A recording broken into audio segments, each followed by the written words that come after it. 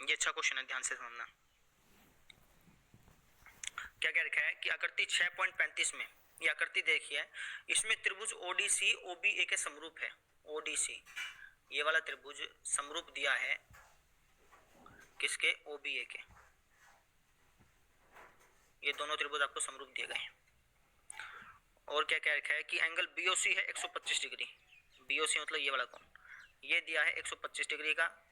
Angle CDO है 70 degree. CDO ये कोण है 70 डिग्री का। आपको एंगल डीओसी, डीसीओ और ओएबी ज्ञात करना है। डीओसी की बात करते हैं, तो डीओसी मतलब ये वाला कोण, ये वाला कौन बताना है।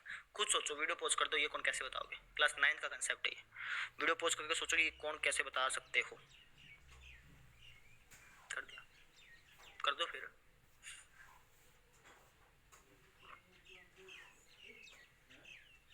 कितना होगा? 55 होगा ना। क्यों होगा 55? क्योंकि भैया एक सीधी रेखा के ऊपर बनाए गए कोणों का जोड़ 180 होता है।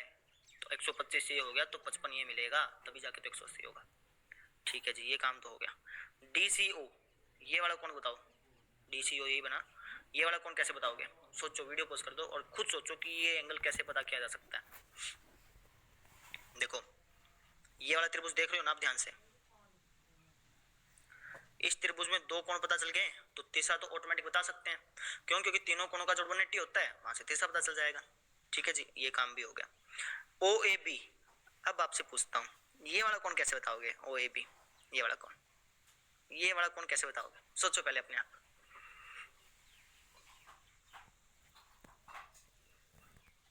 देखो मुझे लगता है कि आपने ऐसे सोचा होगा कि यार ये 55 आया, क्योंकि इन तीनों कोणों का जोड़ 180 होता है। यहाँ से आपने 180 में से ये दोनों का जोड़ घटा दिया तो ये आपका 55 आएगा, है ना। तो आपने सोचा होगा कि ये 55 है तो ये भी 55 होगा। एक तरीका तो आपने ये सोचा होगा जो मैं आपको बता रहा हूँ, ठीक है, कि ये 55 है तो ये भी 55 होगा, एक अंतर कोण की वजह से, जो कि गलत है। ये तरीका आपका गलत है। होगा तो ये 55 डिग्री, लेकिन आप इसको ऐसा नहीं लिख सकते कि सर ये कोण और ये कोण बराबर होंगे, क्योंकि एकांतर कोण है।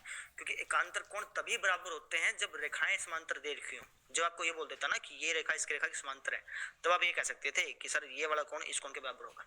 लेकिन अब की बार रेखाएं समांतर नहीं दे रखी, तो आप ये रीजन नहीं लिखेंगे कि एकांतर कोण है। एकांतर कोण तो है, लेकिन रेखाएं समांतर होंगी तभी वो बराबर होते हैं, ऐसे बराबर नहीं होते। समझ में आ गई? तो इसको आपको दूसरे तरीके से निकालना पड़ेगा, दूसरे रीजन से, है ना। तो उसमें हम इसकी हेल्प लेंगे। करके दिखाता हूं। पहले तो मैं ये दोनों कोण लिख देता हूं कि भाई हमने कैसे प्राप्त किए। तो सबसे पहले हम बात करते हैं एंगल डीओसी की। इस एंगल के डीओसी ये वाला एंगल कैसे प्राप्त किया? ये हमने प्राप्त किया रैखिक युग्म से। इसको हम रैखिक युग्म बोलते हैं। जब एक सीधी रेखा के ऊपर बनने वाले दोनों कोणों का जोड़ 180 होगा ना, तब आप उसका रीजन लिखते हैं रैखिक युग्म। तो आप क्या कहेंगे कि एंगल डीओसी हमने कैसे प्राप्त किया? 180 में से 125 घटा दिया, तो जहां से हमें क्या मिल गया? 55 मिल गया। रीजन क्या लिखा? रैखिक युग्म। सिंपल। समझ में आया? ठीक है जी, ये पता चल गया। ये वाला कोण कैसे पता किया? ये किया हमने त्रिभुज के कोण योग से। त्रिभुज का कोण योग गुण, कोण योग गुण, इसकी मदद से। कैसे लिखोगे? एंगल DCO ये हमने कैसे प्राप्त किया? 180 में से इन दोनों का टोटल घटा दिया। 70 प्लस 55 का टोटल जो है वो मैंने घटा दिया किस में से? 125 में, 180 में से, सॉरी। तो ये कितना आया? 180 माइनस 70 प्लस 55 होता है 125, तो ये आ गया आपका 55 डिग्री। अब इसका रीजन जरूर लिख देना। ये आपका त्रिभुज का कोण योग गुण,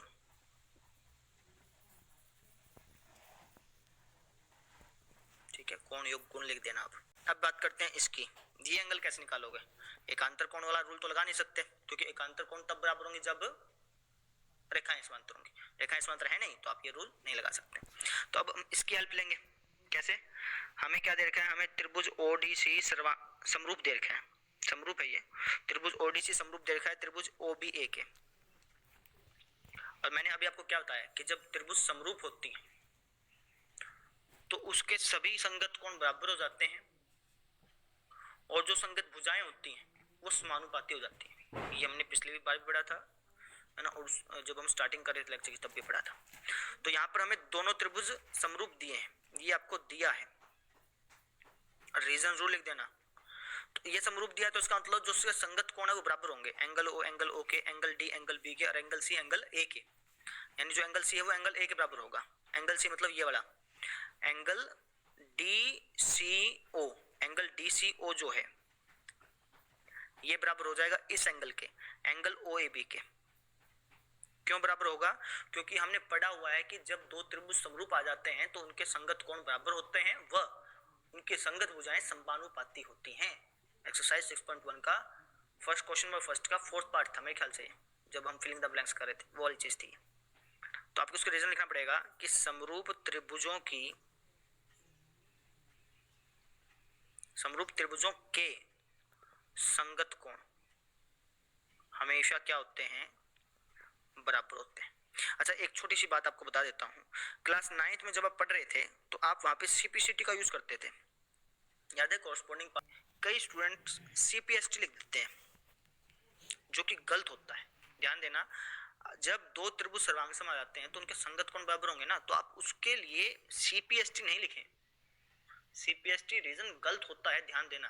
सीपीसीटी तो मैथमेटिक्स में माना जाता है, सीपीएसटी कोई रूल ही नहीं है, तो सीपीएसटी मत लिखिएगा, ठीक है? हिंदी में प्रॉपर लिख दीजिएगा समरूप त्रिभुजों के संगत कोण बराबर होते हैं, है ना? इतना ही लिखा जाता है, इसके आगे लिखोगे तो तब भी ठीक है।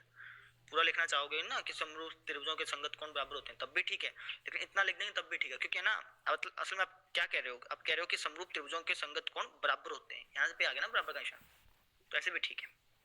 तो ये दोनों कोण बराबर आ गए, है ना? अब डीसीओ तो हमने निकाल लिया था, कितना था? 55, तो इसकी जगह 55 लिख दिया बराबर, ये हमने निकाला नहीं था तो इसकी जगह ऐसा का ऐसा लिख दिया। तो देखो आ गया हमारा काम। वापिस देखो, डीओसी 55 आ गया था, डीसीओ भी 55 आ गया था, और ये भी हमारा कितना आ गया? 55 आ गया। ये कैसे निकाला? दो त्रिभुज हमने समरूप दे रखे थे, तो उसका मतलब ये है कि उनके संगत कोण बराबर होंगे, तो वो लगाया, उसके बाद हमारा आंसर आया। कर लेंगे?